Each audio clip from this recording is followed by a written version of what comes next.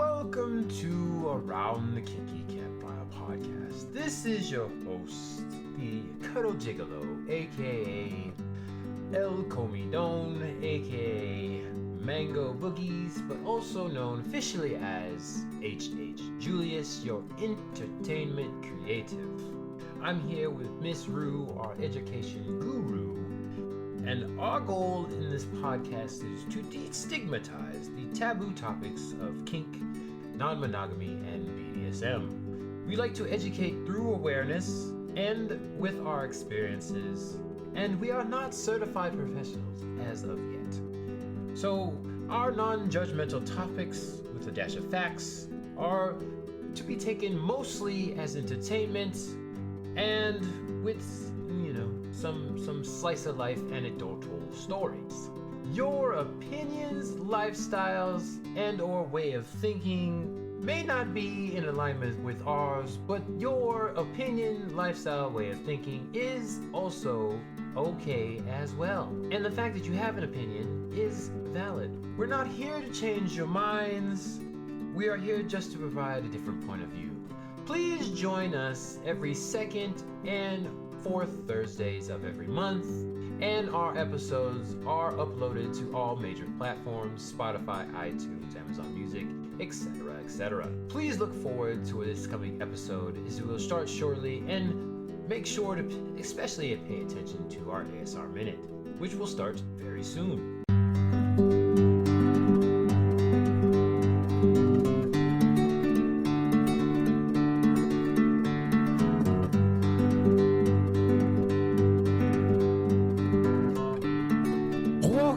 Everybody to Around the Kinky Campfire. This is your host, and now it has been a while since I've given you a name that is different than what I usually do, so I got to look on here and look at my list right now. I got my name, but I am actually not by myself. This is not a pillow fort session, as you guys have seen for the last, 3 or 4 months. It's a little bit different now with we're doing all kinds of stuff now. So this is a work in progress, because I've never had somebody like as a guest. Usually I'm talking to people I know, like for years and years and years.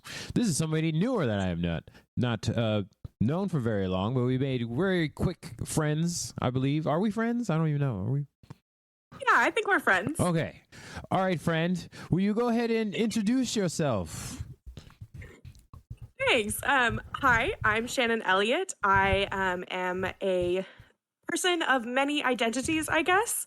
I am bisexual, I am polyamorous, I am a swinger, I am kinky, and I'm also an author who writes smutty romance.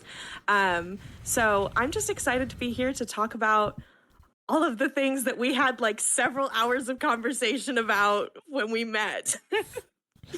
But yeah, that's like the short recap of who I am, I guess. Yes, we will get into the deep dive, but yes, I met Shannon at Smut Lovers, and you guys heard us talk about it last year on the podcast, I think for the first time, and then I talked about it by myself this year, like a couple weeks ago.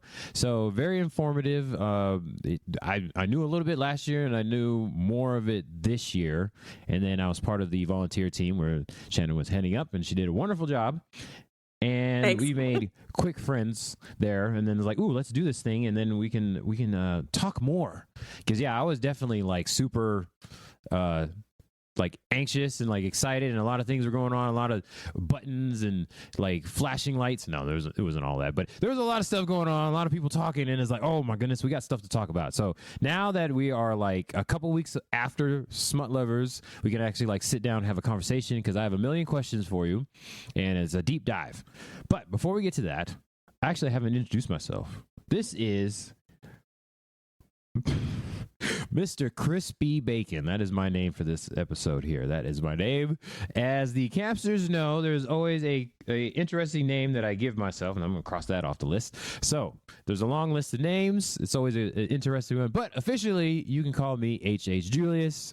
Julius for short, Jules, however you want. I am the entertainment creative. That's what I'm trying to do, among other things. Podcast, YouTube, I'm doing improv now. I want to be a secret reader. I don't even know what it's called now. The consultant reader or something for all the... sensitivity reader. Sensitivity reader, there it is. I submitted my form. I haven't heard anything yet, but yeah, getting all into the Smut Lovers, the Smut book world. I'm getting in there and I'm learning all the different terms and everything like that. So bringing all my BDSM and non-monogamy knowledge out there and getting out to the masses. And I'm glad to see that everybody was at the convention wanting to learn and getting all happy, meeting all the authors, and the authors got to meet the readers and all that stuff. It's a great community. That's enough about me and my experiences. Y'all heard enough of it. Okay. Are we doing, you want to do the 30 seconds? Yes. I prepared specifically for this moment. Okay, good. So the background, I don't know if you know the background of the ASMR 30 seconds, is because we like ASMR here, around here. Some people don't like slurping and drinking into microphones because that's a thing that people that listen to podcasts and all those kind of things have issues with, but I love it. And also, I am a sponsor whore. So as soon as I can get a sponsorship for something, I will whore myself out. I have no problem with that. We were hoping for like Screwball whiskey, some kind of like liquor type thing, or even like a seltzer, or I do craft beers, so I'll do that too. But right now, I am drinking a sparkling ice caffeine, zero sugar, black raspberry. It's like a cheaper version of a Bang, and that's what I'm doing now because it is a school night, and sometimes I record like the Pillow Fort sessions during the day, so I was like, I can't drink during the day or school night. I'm getting old now, unfortunately. But don't let that deter you, alcohol people. You can still pay me. I will make good words for your product, whatever it is. So Shannon, what are you drinking? So I am drinking good old Dr. Pepper. I am a Texan through and through, but I put it in a fancy glittery cup that says "Spank Me Like You Mean It." Okay. And it has little booty cheeks on it with like ass or like hand marks on the ass. Nice. I thought it was very appropriate for tonight. You are very fancy. Dr. Pepper not sponsored. Do you want to like make your appeal, like make a short little package to Dr. Pepper or whoever made the cup there for a sponsorship or something? I don't know. The cup is from some random market, like at a kinky conference. I'm pretty sure I got it at a swingers conference. Okay, yeah. Shout out to the swingers conferences. We will peddle your stuff. Or at least I know I will. I will definitely. If you want to send out a sponsorship, pay me some pennies. I will broadcast your festival, conference, convention, whatever it is for shekels. I will do it. Okay, so. Yes. This is how we do it. It was a minute, now it's 30 seconds, but just go ahead and drink right into the microphone as long as you can. Just make it nice and frothy. I don't even know. What's the slurpy sound right up in there slurpy. For the people. Okay. ASMR 30 second, 5 seconds. And then 3, 2, 1.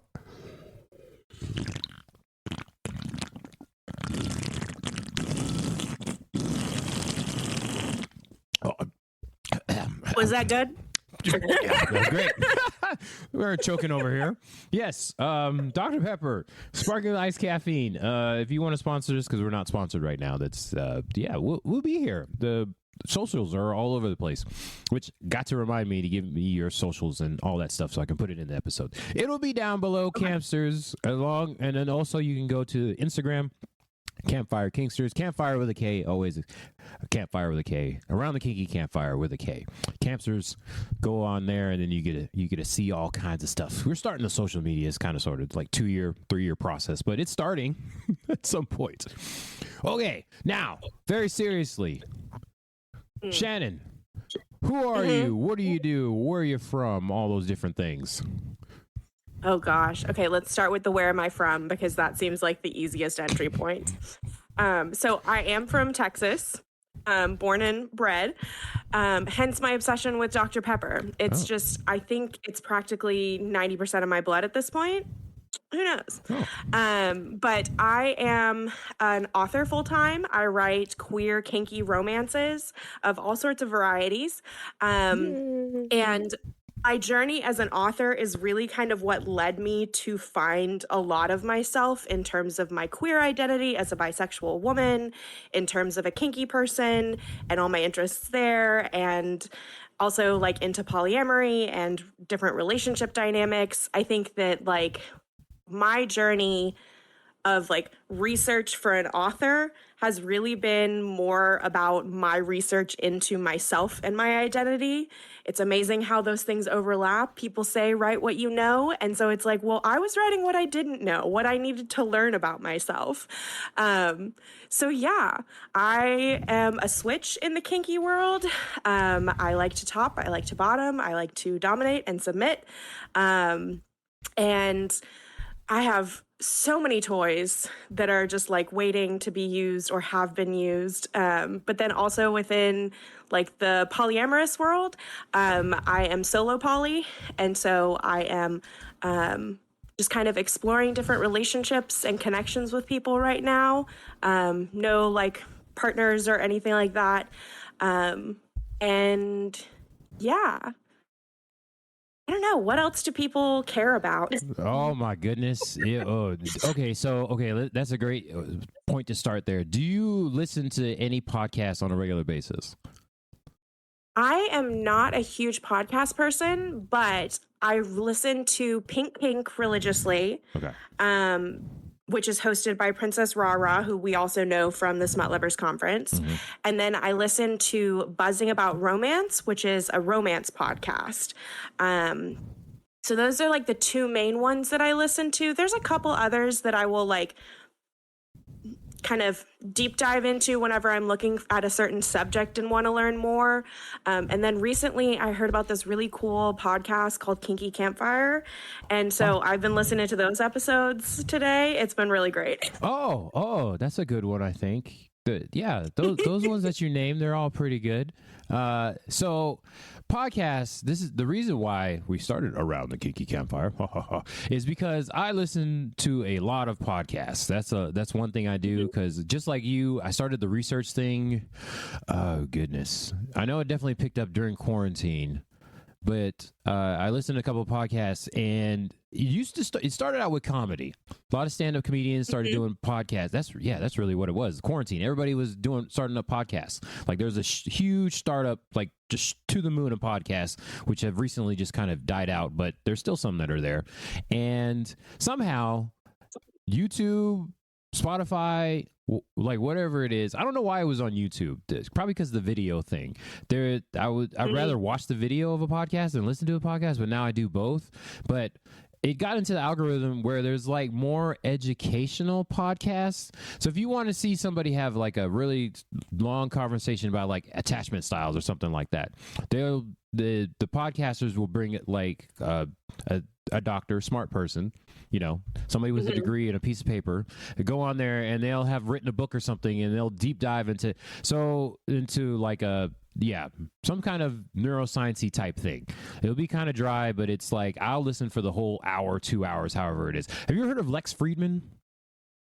No, I have not. Okay, so he's one of the guys that got really big during quarantine. He's an AI guy, so he's a super nerd, but he'll talk to all different kinds of people and ask them just like straight up questions, and it'll go on for 2-3 hours, and he's very dry and very directly to the point.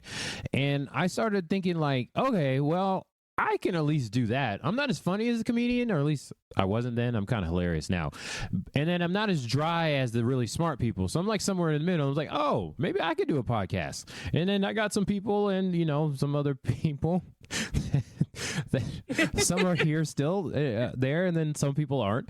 But I was like, we can have a conversation. So a big thing about podcasts is they want to know all those little minute details in a conversation form. And what's nice about podcast fans is they listen to other podcasts. So if you're listening to one podcast, usually you got like 10 others, like readers do for books. Yeah, that kind of thing.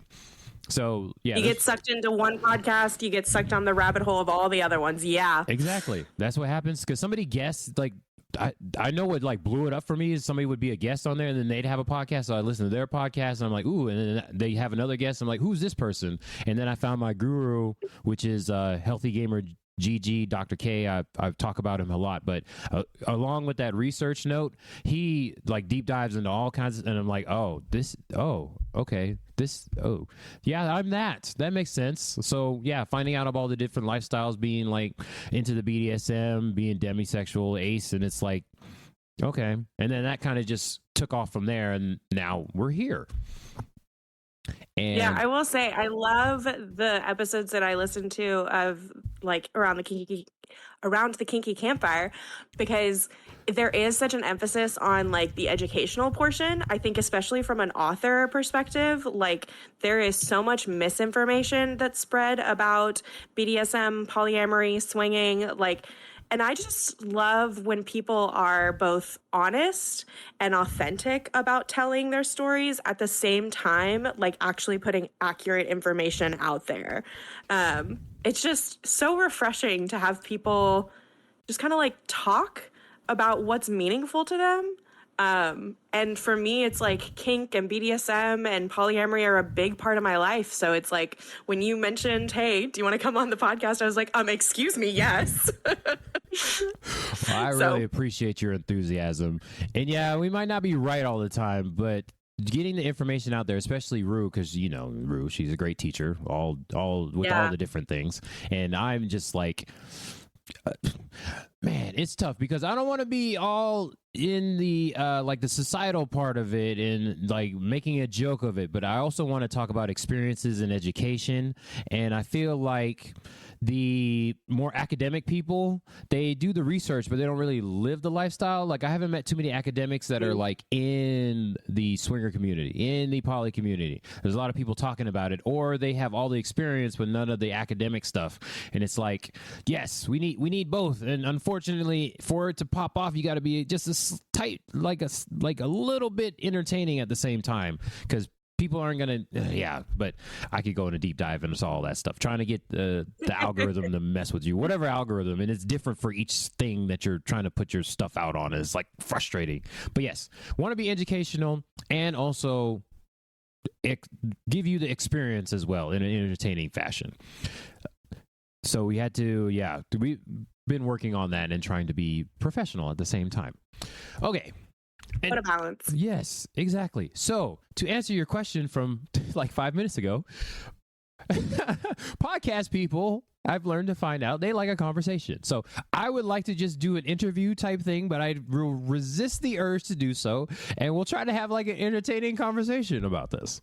So that sounds great. Yeah, they love that. Okay, Shannon, in a very conversational way, what is the things you were talking about? Any of the things. We could talk about how you got started with being an author. What initially started you on the journey? How did you lose your virginity? When was your first kiss? Like all those.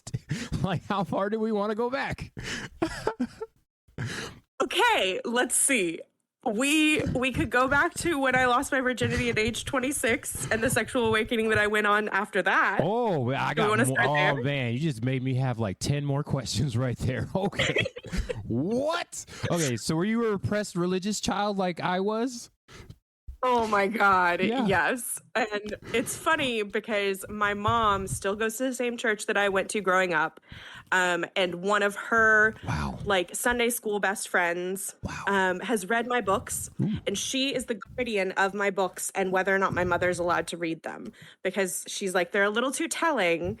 And I don't think your mother needs to know all this information.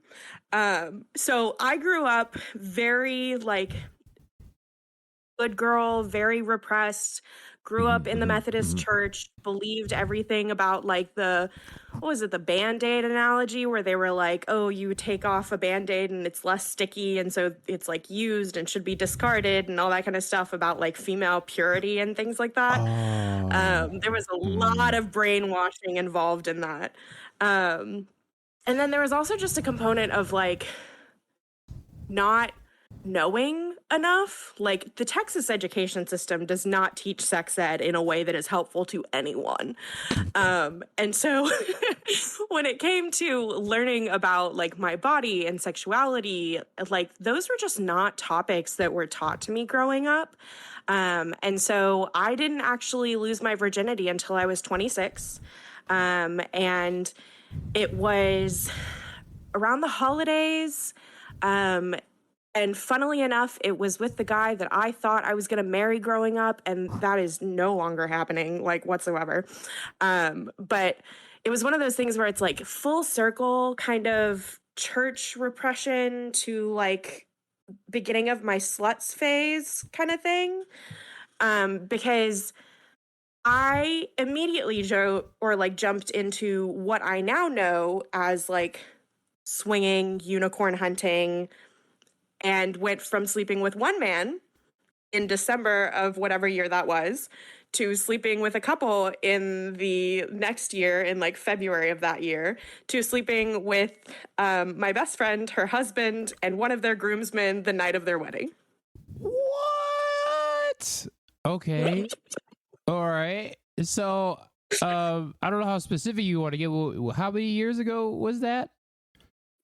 I'm 30 now, so like 4 years ago. Oh my goodness. What a turn. Yeah. That is fascinating. And now, 4 years later, I work at a swingers club and I like change beds, check people in, help out at the bar. Like, if you want to talk swingers club stories, I have so many. So we really accelerated real fast.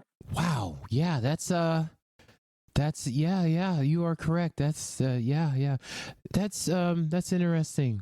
Okay, so because I'm looking at you, I'm like, I always like talking with like hedonists because I never had a slut phase, and being like now finding out that I'm more on the A side of the spectrum, I'm like, oh, that's why. Okay. So I'm always fascinated because I'm very much voyeuristic. I like seeing people having pleasure, but I just like, okay, I'll be over here. I don't need to touch anybody, but you guys have fun and I'll watch you enthusiastically. So that's interesting. And I also it was like 27 when I got into the BDSM community publicly, because I was always one of those couch people on FetLife, just kind of reading all the articles and like, oh, what's a munch? And then I finally went, I think I was 27 when I first started. Yeah, unfortunately I like... See, I went the opposite route of you. There is a Venn diagram of, I think, like swinging, BDSM, and polyamory, and they overlap on a pinpoint. Yep. And somehow I exist on that pinpoint. But my journey has been from swinging to BDSM to polyamory, because I live in Texas, and in Houston where I live, there aren't public BDSM dungeons. So when I was starting to do research for one of my book series about like that I was setting at a BDSM club, I was looking for places that I could go because it was a personal interest for me. I had always wanted to like go. I just didn't know if they existed. Well, Houston doesn't have them, but we do have swingers clubs. So on a random Wednesday night, I went to one of them, met a really lovely two friends that like I now have known for several years.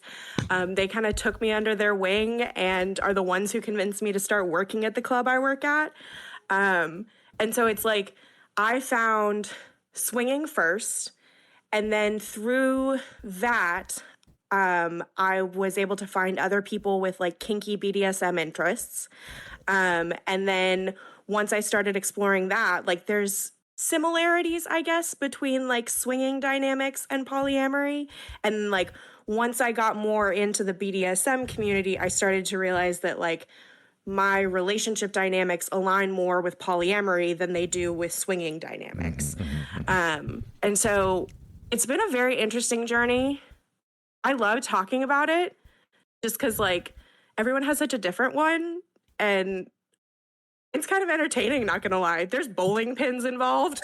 What? Okay, yeah, see, now you got me intrigued. This is exactly why I like to talk. It's always tough, too, because once you get into the lifestyle and you still have, like, vanilla family members or vanilla friends, and it's like you've known them for years, and you just start thinking to yourself after you've been in the lifestyles, I haven't seen your junk. This is weird. I don't know what your favorite position is like. And we've known each other, for like decades now. Because and it's like, oh, that's right, wrong group. I'm sorry. We can't talk about this stuff. And you start talking about like, oh man, the openness that is that is like apparent with all the different lifestyles, that Venn diagram that you're talking about, that doesn't happen so much in the vanilla world. It's like, can we talk about like emotions and what happened exactly? You know, stuff like, can't really say vanilla anymore, but like hair pulling and spanking, it's like that's so common with our lifestyle communities that it's like weird when you can't talk about that with your vanilla people. And it's like, it's just common stuff now. So yeah, I'm very excited to talk about all that stuff that you're talking about. And it's like, yay, I get to talk to people about that. That was great about the convention when we went there. It's like everybody's, and then writing it in books. What is going on? Well, I always think it's interesting because like, so I mentioned that I'm solo poly. And that came from me being a single woman in the swingers lifestyle. I'm a unicorn. I have a unicorn tattoo. I love my identity as a unicorn. I thrive there. But one of the things that I think is so interesting, and like one of the things I want to really kind of eventually get into with you, is like you were talking about how there's an openness to these communities and like seeing about like your sexual kinks and like what positions you like and all those things. But there's also an emotional openness that's required to exist in these spaces. And like as a unicorn, man, I have seen so many relationship dynamics, for better, for worse, of people trying to navigate these spaces and the emotional maturity that it takes to do it well. And it's like, not everyone is equipped yet to be able to navigate these spaces. And I think that's why it's so important to have educational resources like this, like around the Kinky Campfire, to be able to talk about, well, like, what's the difference between unicorn hunting and like trying to actually engage with a third person, either in a sexual setting or a romantic or emotional setting, you know? Yep. It's like, you need a guide for that sometimes. And I'm happy to be your unicorn guide. Okay. On that note, I'm going to get a little bit annoying, Shannon, because you said stuff. And around the Kinky Campfire, we like to deep dive a little bit on definitions. So what's solo poly? Oh, I'm so glad you asked. So solo poly, by my definition and my research, is an individual who exists within the polyamorous community and dates within the polyamorous community, but does not have a primary partner or a nesting partner. Primary partner and nesting partner being someone that they, like what you would kind of consider a marriage, or like you have like certain responsibilities to another person, like family and kids, you live with them, those types of things. Versus solo poly is like, you're kind of out there doing things on your own and enjoying all the relationships that you get to engage in. Would you say that's like a fair definition, or am I just totally doubting myself here? You know what I'm saying? I can't. Some people like to say I'm a lawyer because I like to debate, but I can't call a ruling on that one because that is your definition. So, yeah, I would say yes. If by your definition, that is correct. Yeah. I just, for me, it's also, I don't plan on getting married or having a nesting partner, and then also no kids with the solo poly type thing. So, oh, yeah. Interesting. Why do you add that on? Because like, I don't want kids either, but why do you include that as part of being solo polyamorous? The solo polyamorous thing is kind of, you have a relationship with yourself. So some of us think that like a relationship with kids is another type of relationship, just like family ship and all those different kind of relationships, however you want to call it. It's it has to deal with a lot of the relationship anarchy, that there's no relationship escalator. The relationships they go however they develop however they develop, and then that's it. It's the boy, that's a good question. They put it in there. It's kind of like the long-term part of it, because if you planning to have kids, that's like a life commitment type thing. And then also solo poly, it's like without the nesting partners and without the primary partners, there's no expectation out of relationships. And also, Yeah. I'm a big one where I'm not planning on any of that stuff, but it's like my goal when I interact with somebody is not that end goal, no long term. It just develops how it develops. I'm definitely one of those people that's like, if the feeling's there and I talk to somebody, that could change. So, you know, I'm an adult, so I'll have strong beliefs on very loose morals, even when it comes to all the religion and politics and even aliens. I've put it all in that category. Aliens and ghosts. It's like, I don't believe in it now, but if you bring me an alien, I'll believe it. So if I've talked to somebody as a partner and they're like, ooh, I want long term with you, and then we can have a conversation about kids. I don't know if my mind will change, but yeah, I'm not, that's not my goal. I'm not driven in that way. So that's why I just say I'm solo poly, because I don't know about you, but when I talk to people that are thinking about polyamory, they're usually newer and they're tired of people always trying to move in with them after 3 months, or like lock them down and be exclusive. And it's like, whether the person said they were monogamous or poly, it's like, why are people trying to move in with each other after 3 months? Like, I don't understand this. Why is this a thing? So I say that to my potential partners. I'm like, you ain't got to deal with any of that with me. I'm not trying to do any of that. So yeah, that's why I got to say that it's solo poly is different than the actual poly part of it, kind of, sort of. Yeah, that makes sense. Yeah. Do you wanna know what I Googled? Oh, what did you Google? Is that the Google Well, face? I am a multitasker, and so I did Google how the internet defines solo polyamory, and I think it's interesting because solo polyamory, for a definition, according to the internet, is a dating style where someone has multiple intimate relationships while maintaining their independence. But you're right; it has a couple bullet points here about what is included under that. And it says valuing their independence, exploring sexual desires and experiences. But I think that the keys here that I really like are avoiding merging finances. Yes. Not getting married and having children, and thinking of yourself as your own partner. Yes. You said that, and I really identify with that, because I think in some relationships that I've had, it's been very easy to feel like I'm sacrificing myself in order to maintain a relationship with someone. And that ends up leaving so many people unhappy, whether you're polyamorous or monogamous.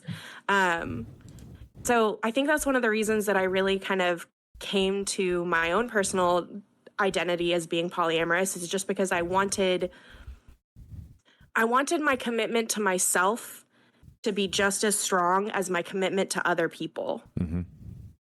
Yeah, and yeah, definitely with the independence thing. I have no tattoos because the thought of something on my skin for the rest of my life potentially scares me. So that's another thing. I got a new one this week. Yeah. It's on my wrist. Yeah. It is a ghost, and it writes, so it is a ghost writer. Nice. Nice. I like it. Yeah. I like that people can make that commitment, but it's I get down to thinking about it and it's nope, I can't decide. And then my stuff changes every 10 years. So I just couldn't imagine there's something on there. But if you have something that committed and that you identify with and represents you for the rest of your life, then that's, yeah, go ahead and put that on there.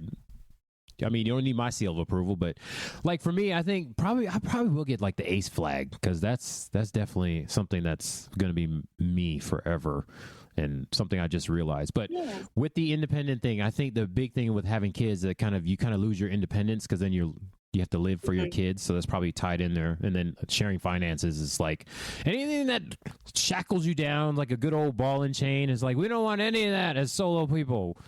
Anarchy.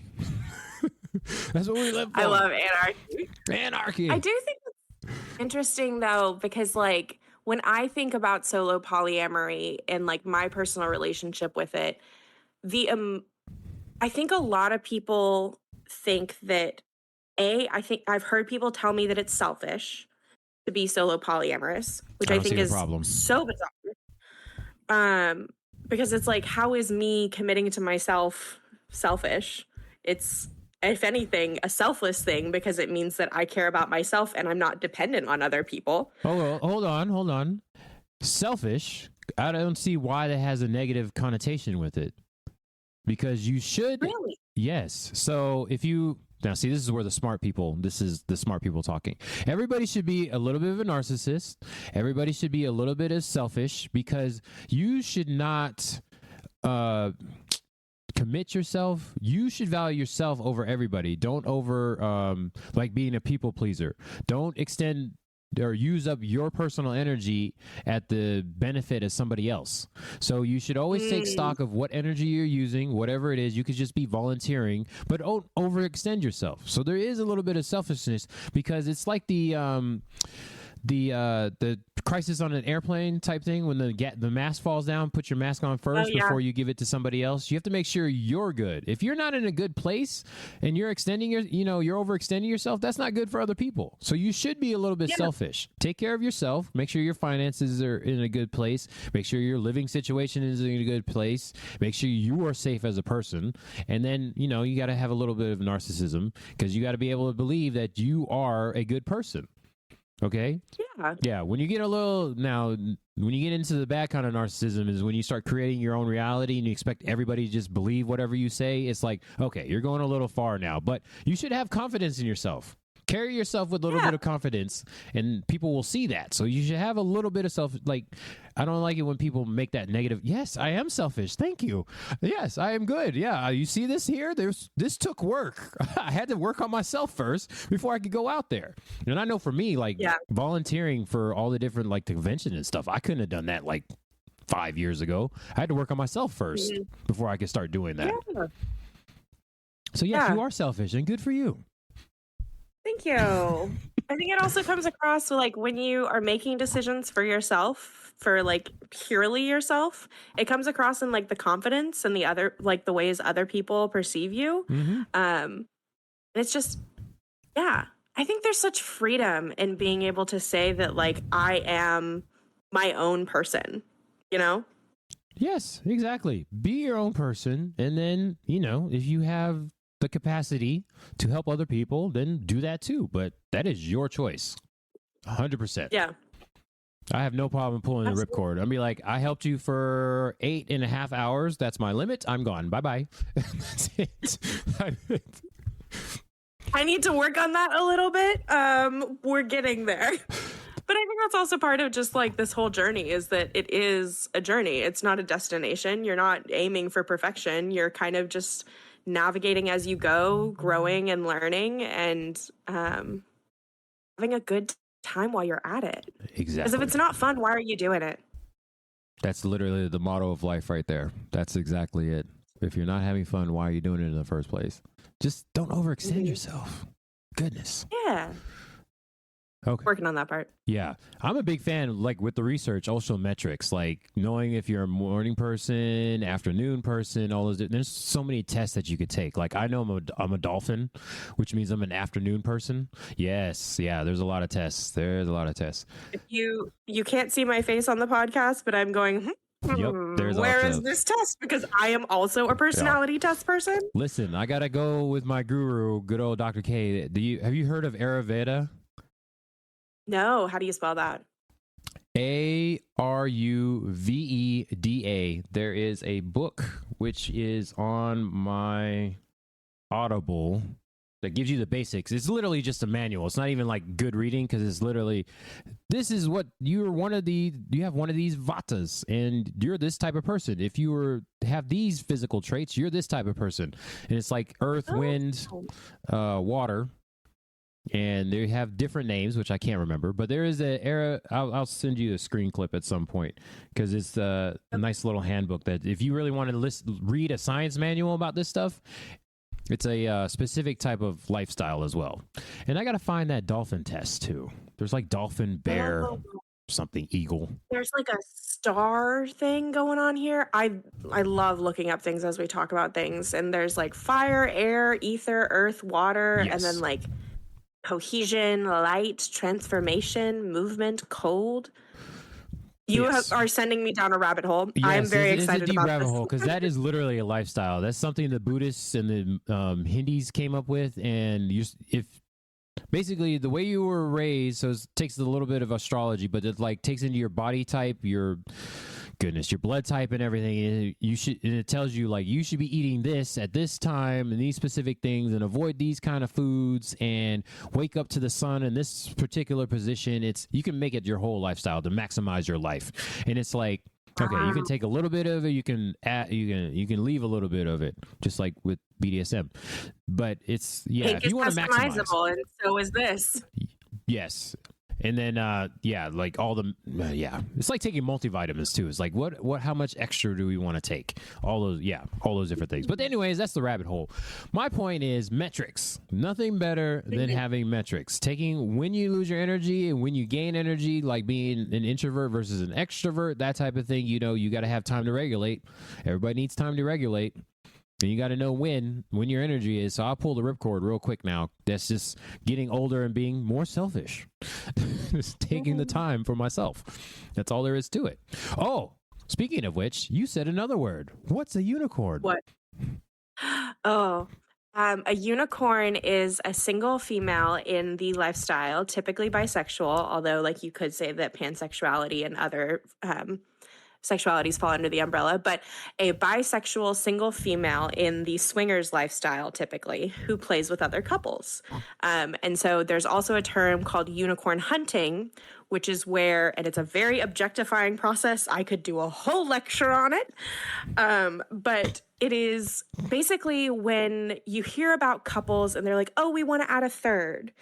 And a lot of the time it involves some internalized, like, misogyny and things, because it's like the guy or the husband in the situation is like, I'm not comfortable with another guy being involved, but we want to add a third, and so it's going to be a woman, and so a single woman because they can't do. It's a whole thing. Are you talking about the one penis policy? Oh my god, yes, one penis policy. But yeah, a single woman who's bisexual in the lifestyle who sleeps with couples is the bare minimum. What's the name for a guy that does that? A dragon. Ooh, a dragon? Okay. Yeah.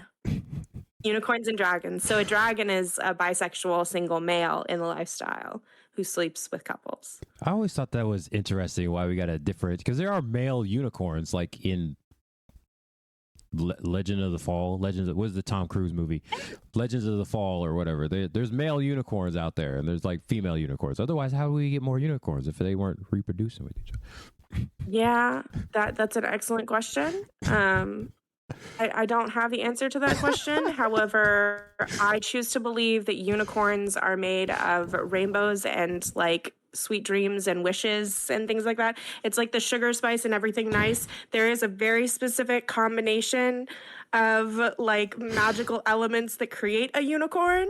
And every time that a couple says, "Oh, we're looking for a third," another unicorn like is born, because clearly there has to be supply for the demand of all of these people. I have not seen it yet, so I would like to see where the supply is coming from. There's a lot of demand, not a whole lot of supply, from if you go by Reddit standards. So if unicorns are made of that, then what are dragons made of? No, some other mystical, magical properties. We'll have to do some experimenting in the lab. I'll tell you what, because you see, now you're getting my nerd going in there. Because if you look at like unicorns in fantasy, they're like the most deadliest ones. They kill everything else. It's just in the actual fantasy world. So that's very interesting that unicorn thing came up. Oh my goodness. Yeah, dark fantasy. Yeah, put that in there. I write dark romance. We can go with dark fantasy unicorns. I love that. Oh my gosh. Cannibalistic unicorns out there. Oh, that's very interesting. Oh, that'd be, interesting. I'm going in a deep dive now. Okay. All right. Unicorn hunting, One Piece policy. Let's see here. Okay, we are like at the 40-ish minute mark. So since we've kind of hit a standstill, we've hit our episode limit for now. So at this point, we can do like a part 1, and then we'll do like to be continued part 2 later. Is there anything you would like to promote? Sure. I'm an author. Why not? So I mentioned my name's Shannon Elliott. I do write queer kinky romance. And so you can find all my books on Amazon and things like that. My social media handles are always at author Shannon Elliott. Feel free to follow along on Instagram, Facebook, all the places. Threads. I've been really into Threads recently. Oh my goodness. It's another rabbit hole. Yeah, I don't know. I saw that and I was like, nope. We're just gonna. It's like, why? Yeah, I'm not on Twitter though because like haven't gotten to that point. But yeah, you can always check out my books, which I really think are kind of a fun insight into some of the subjects that I feel like we're eventually going to talk about. Because I do write queer, polyamorous, kinky romance. Write what you know and all that. Yeah, exactly. Okay, so, and I will remember to get all your socials in there, and it will be in the link the links will be in the descriptions. I know what I'm doing in the descriptions below. I'm just pointing down, even though you guys can't see this, but it'll be below in the descriptions, and give me like a little bio or something, whatever you want me to put in there, and I'll put that in there as well. And then because your books are there's websites for the books, so we'll put a link in there. Yes. We'll put the socials in there. I'm going to remember this, and I'm saying it to myself so I remember for later. Okay. Wow, it's been so long, I don't remember how to end this thing. This is Around the Kinky Campfire. This is your host. I don't remember what my name for the episode was, but officially it is, Criss P Bacon. That's my name, Criss P Bacon. And you can also call me H.H. Julius. This Around the Kinky Campfire. Campfire with a K. Always got to remember that because people keep putting the C on there, but you got to put the K on there. And you can go to the Instagram for Campfire Kinksters. Again, Campfire with a K. And these episodes come out most of the time on Thursdays on all the major platforms. So hopefully it'll be out every Thursday. We're going to say that and put it out there because the law of attraction and all that extra stuff. And that's pretty much it. All major platforms, Spotify, iTunes, Amazon, all that yada, yada, yada. And hopefully we'll have many more episodes with Shannon Elliott, but that is all for now. Would you like to sign off or say anything to people? Yeah, just thanks so much for having me. It's been a lot of fun, and I will see you again soon. Yes. In like 2 minutes. 2 minutes for us, a week for everybody else. Hello.